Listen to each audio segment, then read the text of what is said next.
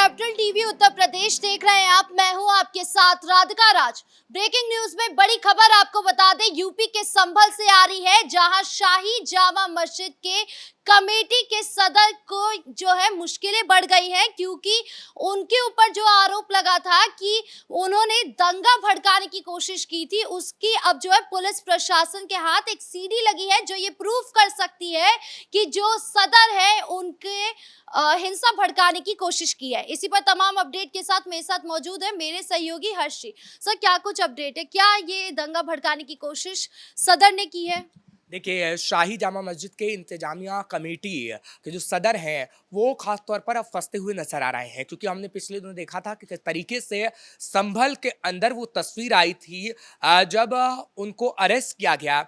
और 24 मार्च को जब अरेस्ट किया गया तो किस तरीके से बवाल मचा, कट्टरपंथियों की तरफ से बवाल मचाया गया, कुछ वकीलों की तरफ से बवाल मचाया गया। हालांकि ये कहा जा रहा है कि अब पुलिस के हाथ अब एक ऐसी सीडी लगी है जो ये बताती है कि संभल में दंगा भड़काने और साजिश रचने की जो पूरी तस्वीर है वो कहीं ना कहीं संभल के जो शाही जामा मस्जिद के इंतजामिया कमेटी के सदर हैं उन्होंने रची है। पर क्या वाकई ऐसा है? उस सीडी में आखिर ऐसा क्या है? क्योंकि उनको जब 24 मार्च को गिरफ्तार किया गया था तो गिरफ्तारी के बाद कोर्ट में याचिका डाली गई कि उन्हें बाहर किया जाए जेल से, लेकिन वो हो नहीं पाया। अब दोबारा से सुनवाई होगी, क्योंकि ये सुनवाई पहले होनी थी, लेकिन अब 4 अप्रैल को सुनवाई होगी, यानी कल सुनवाई होगी। और क्या राहत कोर्ट देता है सदर को, क्या उन्हें पैरोल पे बाहर किया जाता है, ये सबसे बड़ी देखने वाली बात होगी, क्योंकि अभी तक तो ऐसा हुआ नहीं है और आगे भी लगता है कि शायद होगा नहीं, क्योंकि उनकी गिरफ्तारी हुई है तो वो जेल के अंदर ही रहेंगे। क्योंकि पुलिस के हाथ जो सीडी लगी है राधिका, उस सीडी में यह है कि एक प्रेस कॉन्फ्रेंस जब वो कर रहे थे संभल के अंदर तो उन्होंने दंगे को भड़काने की कोशिश की। उन्होंने कट्टरपंथियों से कहा कि अगर कोई भी हिंदू सड़क पर निकलता है तो उसके सामने आप डट जाएं। अब इसके कहने का क्या मतलब था? क्योंकि 24 नवंबर 2024 को संभल के शाही जामा मस्जिद सर्वे के दौरान जो हिंसा हुई है, क्योंकि पहले दिन जब सर्वे हुआ था तो हमने देखा ठीक ठाक सब हो गया था, लेकिन दूसरे दिन जब सर्वे हुआ तब ये पूरी प्लानिंग के साथ दंगा भड़काने की कोशिश की गई। क्योंकि हमने देखा वकील विष्णु शंकर जैन की तरफ से जब बयान सामने आया और उनकी तरफ से ये कहा गया कि कोई भी नारे नहीं लगा रहा था। हालांकि मुसलमान पक्ष और कट्टरपंथी ये कहते हैं कि जय श्री राम के नारे लगाए गए और मुसलमानों को भड़काने की जानबूझ कर कोशिश की गई, लेकिन ऐसा कोई भी सबूत अब तक हाथ नहीं लगा है, ना ही कोर्ट के अंदर ऐसा कोई सबूत पेश किया गया है। और प्रशासन की तरफ से भी कोर्ट में जो सबूत पेश किया गया है उसमें खासतौर पर यह कहा गया है कि सरकारी जमीन पर जामा मस्जिद बनी हुई है। हालांकि जो वादा कट्टरपंथी कर रहे हैं वो पूरी तरीके से झूठा है। खैर ये अलग बात है, लेकिन अगर एक बार फिर हम सदर पर ही आते हैं तो ये कहा जा रहा है कि सदर अभी गिरफ्तार ही रहेंगे और ये गिरफ्तारी की जो तलवार उन पर लटकी थी 24 मार्च को, अब तकरीबन 5 से 6 महीने वो जेल में ही रह सकते हैं। ऐसा इसलिए क्योंकि सीडी काफी सारे सबूत दे रही है। सीडी के अंदर ये भी हो सकता है कि संभल के अंदर व्हाट्सएप का एक ग्रुप बना था, कट्टरपंथियों ने वो ग्रुप बनाया और ग्रुप के जो सबसे मेंबर थे, एडमिन थे, वो सदर ही थे। ये बात सामने आ रही है, सूत्रों के हवाले से खबर है। हालांकि इसकी भविष्यवाणी हम नहीं कर सकते हैं। जब कोर्ट के अंदर ये पेश होगी सीडी, तब ये पता लगेगा कि क्या वो एडमिन सदर ही थे जिन्होंने लोगों को भड़काने की कोशिश की, खासतौर पर मुस्लिम लोगों को भड़काने की कोशिश की। और 24 नवंबर के दिन ही सुबह सुबह व्हाट्सएप ग्रुप में एक मैसेज डाला गया और ये कहा गया कि आप शाही जामा मस्जिद के पास इकट्ठा हो जाइए। और हमने देखा कि जो ट्रैक्टर ट्रॉलियां थी वो भी कहां से आई, उसमें भी सदर का हाथ था, जिसपे पत्थर रखे गए थे। उसके बाद पत्थरबाजी होती है। तो क्या मुख्यकर्ता यही है, सदर हैं? इसको लेकर भी जांच चल रही है। क्या सदर ने सिर्फ साजिश फैलाने की कोशिश की, इसको लेकर भी जांच चल रही है। लेकिन हाँ, वो सीडी काफी महत्वपूर्ण है जो पुलिस के पास है और उस सीडी में आखिर क्या कुछ निकलता है ये देखने वाली बात होगी। एक सवाल ये भी उठ रहा है कि जो सदर है उन अगर सीडी में ये साफ हो गया कि आरोप जो है उन पे जो लग रहा है कि हिंसा जो है उन्हीं ने भड़काई है, तो क्या मतलब इनकी मानसिकता क्या थी? क्यों वो सर्वे के दौरान ये हिंसा भड़काना चाह रहे थे? वो क्या करना चाह रहे थे? मतलब क्या था? देखिए, सदर एक वकील है और उनको कट्टरपंथियों का साथ मिलता है। साथ ही साथ अगर आप देखेंगी उनकी फोटो अखिलेश यादव तक के साथ है, यानी आज सीधा पॉलिटिकल एजेंडे से जोड़ सकती हैं कि किस तरीके से एक पॉलिटिकल पार्टी का सहारा उन्हें मिला जो इस वक्त विपक्ष में बैठी है, और इसी तरीके से बवाल मचाने की कोशिश की गई ताकि वो एक तबके का वोट बैंक हासिल कर सकें। हम बार बार जब संभल का जिक्र करते हैं तो समाजवादी पार्टी का भी जिक्र करते हैं, क्योंकि समाजवादी पार्टी के ऐसे लोग हैं जो संभल में दंगा भड़काने की कोशिश कर चुके हैं। हालांकि एफआईआर में उनका नाम नहीं था, पहले नाम था सपा सांसद जियाउर रहमान बर्क का, लेकिन उनके खिलाफ भी जांच चल रही है। और ये कहा गया कि व्हाट्सएप ग्रुप में वो भी थे जिसके एडमिन सदर थे। खैर, ये पुलिस की जांच का विषय है, लेकिन जो सूत्रों के हवाले से खबर मिल रही है वो हम अपने दर्शकों को बता रहे हैं। तो ये कहा जा सकता है कि संरक्षण एक पार्टी का मिलता आया है, और इतिहास के पन्ने बताते हैं कि अखिलेश यादव हो या फिर मुलायम सिंह यादव हो, ऐसे लोगों को हमेशा से संरक्षण मिलता रहा है ताकि दंगे भड़कते रहें। अखिलेश यादव के जमाने में आपने देखा जब उनकी सरकार आई थी, किस तरीके से 2013 में, अगर मैं सही हूं तो, मुजफ्फरनगर दंगा हुआ था, और किस तरीके से वो दंगा कितने दिनों तक चलता रहा। और दंगाइयों को बचाने की कोशिश अखिलेश यादव ने इसलिए की क्योंकि अखिलेश यादव से सवाल पूछे जा रहे थे कि आपकी सरकार है तो आप कंट्रोल आखिर इन चीजों को क्यों नहीं कर पाए।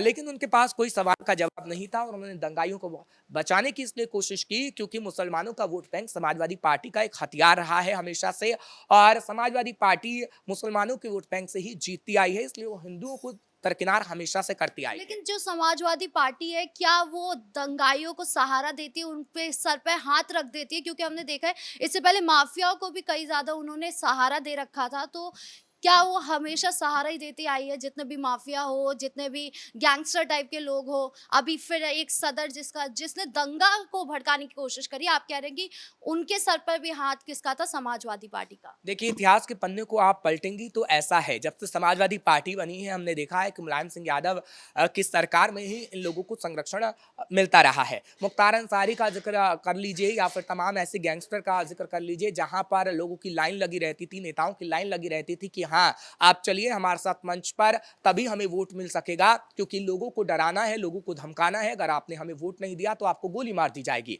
ये सीधे तौर पर कहा जाता था। गैंगस्टर को अपने साथ ले जाया जाता था मुलायम सिंह यादव की तरफ से, और गैंगस्टर को चुनाव तक लड़ाने के लिए उनकी मिन्नतें की जाती थी, उनके हाथ पैर जोड़े जाते थे। ये मुलायम सिंह यादव की सरकार में होता रहा था। लेकिन मुलायम सिंह यादव के बाद जब अखिलेश यादव की सरकार आई तो अखिलेश यादव की सरकार में भी ऐसा होता रहा, क्योंकि कई ब्लास्ट उत्तर प्रदेश में हुए, मंदिरों पर हमले हुए, तब उसमें मुस्लिम युवकों के नाम शामिल आए। उन दंगाइयों के खिलाफ जब जांच हुई तो अखिलेश यादव ने उन्हें बचाने की कोशिश की, लेकिन जब अखिलेश यादव की सरकार चली गई तो हमने देखा कि किस तरीके से कोर्ट की तरफ से भी उन युवकों को सजा हुई। यानी अखिलेश यादव दंगाइयों को बचाने की कोशिश हमेशा से करते रहे हैं, मुलायम सिंह यादव की तरफ से भी ऐसा किया जा तो रहा है, और इस वक्त भी हम देख रहे हैं कि कुछ ऐसे कट्टरपंथी हैं जिसका साथ समाजवादी पार्टी दे रही है। लेकिन योगी ऐसा नहीं होने देंगे, क्योंकि जैसे मुजफ्फरनगर दंगा हुआ मुलायम सिंह यादव की सरकार में, हमने देखा कि जब बाबरी विध्वंस हुआ था, कार सेवकों को गोली चली थी, तो कैसे मुलायम सिंह यादव ने मुसलमानों का साथ दिया था, और मुल्ला मुलायम के नाम से वो मशहूर हो गए थे, क्योंकि मुसलमानों के मसीहा तक वो खुद को कहने लगे थे कि मुसलमानों का मसीहा हम है, और तमाम मुस्लिम कहीं ना कहीं एक देवता के तौर पर मुलायम सिंह यादव को मानने लगे थे।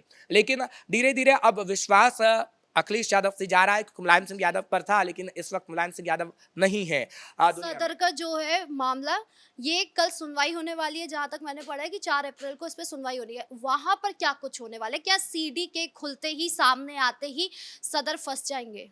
देखिए, ऐसा हो सकता है, हालांकि इस मामले पर बवाल मचा हुआ है। संभल में पुलिस उस वक्त अलर्ट पे है, क्योंकि 4 तारीख का वक्त कल है, कल 4 तारीख को सुनवाई होगी। वकीलों का, काफी अधिवक्ताओं का इसमें बवाल मच रहा है और वो विरोध कर रहे हैं, क्योंकि सदर भी एक वकील हैं और वो कहा जा रहा है कि सदर को फंसाने की कोशिश लगातार की जा रही है। लेकिन 4 तारीख को जब कोर्ट के अंदर हम देखेंगे कि सुनवाई होगी तो बवाल होगा, कोर्ट के बाहर बवाल होगा, और कोर्ट की तरफ से जब फैसला दिया जाएगा राधिका, तो सीएम योगी आदित्यनाथ की तरफ से भी बाद में बड़ा फैसला लिया जा सकता है, क्योंकि कोर्ट जैसा भी कहेगा वैसा, जैसा निर्देश देगा वैसा प्रशासन को करना पड़ेगा, वैसा सरकार को करना पड़ेगा। लेकिन योगी की तरफ से अगर कोई भी कार्रवाई की गई तब भी अखिलेश यादव या कट्टरपंथी कहेंगे कि मुसलमानों के साथ भेदभाव किया जा रहा है और मुसलमानों के साथ भेदभावपूर्ण ऐसी नीति अपनाई जा रही है। हालांकि हमने देखा है कि कई बार कोर्ट के फैसले आए हैं तभी बुलडोजर चला है और कोर्ट के फैसलों के अनुसार ही योगी सरकार काम करती है, क्योंकि हम लगातार देख रहे हैं कि जीरो टॉलरेंस की नीति योगी सरकार अपना रही है और ऐसे कट्टरपंथियों पर लगातार कार्रवाई होती रही है। अभी जियाउर रहमान बर्क पर हमने देखा है किस तरीके से कार्रवाई हुई है, बिजली चोरी मामले को लेकर हो या फिर अवैध घर के मामले को लेकर हो, उस पर भी सुनवाई होनी है। अब देखने वाली बात होगी कि योगी प्रशासन क्या बड़ा फैसला लेते हैं। क्या सदर अब फंसकर रह जाएंगे पूरी तरह, क्या वो जेल में ही रहेंगे, क्योंकि अभी जो सीडी हाथ लगी है वो पुख्ता सबूत है और पुलिस उस सीडी में क्या दिखाती है, क्या दर्शाती है, क्या वो दंगा भड़काने की सिर्फ कोशिश कर रहे थे या मुख्य साजिशकर्ता थे, ये सीडी में होगा जरूर। आखिरी सवाल आपसे लेना चाहेंगे कि जो सदर है, अगर उसके पीछे समाजवादी पार्टी का हाथ रहा तो क्या आगामी चुनाव में कोई नुकसान होगा समाजवादी पार्टी को? देखिए, समाजवादी पार्टी का नुकसान तो पहले से ही तय है, क्योंकि समाजवादी पार्टी के नेताओं की तरफ से राणा सांगा को लेकर हो, औरंगजेब को लेकर हो, कई बयान ऐसे सामने आए हैं जो बताते हैं कि समाजवादी पार्टी कैसे हिंदू विरोधी है और मुसलमानों का मसीहा बनने की कोशिश कर रही है। औरंगजेब की कब्र को लेकर जो महाराष्ट्र के अंदर बयान दिया गया, उसकी आग उत्तर प्रदेश तक फैली। जब हमने देखा कि योगी सरकार के कई मंत्रियों और बीजेपी के नेताओं को बयान देना पड़ा, योगी ने खुद कहा कि जो औरंगजेब के हमदर्द हैं वो बख्शे नहीं जाएंगे।